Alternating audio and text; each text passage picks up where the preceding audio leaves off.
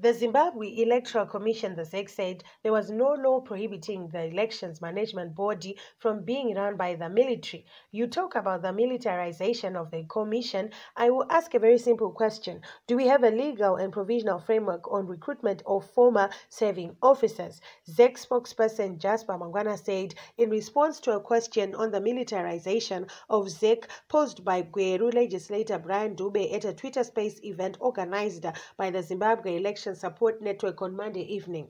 He claimed that calls by the opposition and other critics for the demilitarization of ZEC were informed by ignorance. Can you make it into law that if someone applies at ZEC and wants a job and is a former Zimbabwe Prisons and Correctional Service ZPCS employee, even if he has the qualifications to be a driver or maybe a clerk into the commission, the commission must not consider them, because for us to act without the law, it means we are going to be infringing other people's rights, Mangwana has said. The ZEC has been under the spotlight over the recruitment of former and serving officers, with critics saying this was denting the electoral body's credibility.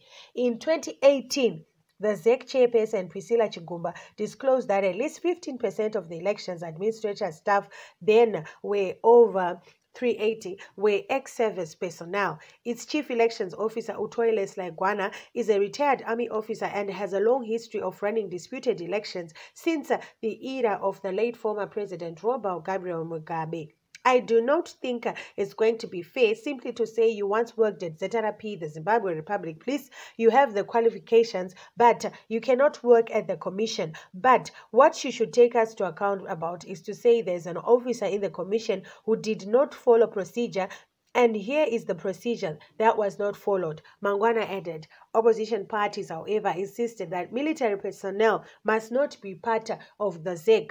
As the opposition, we question the neutrality of these members who come from the military. The military code is you do not resign. If a crisis arises, you are always called for duty despite resigning.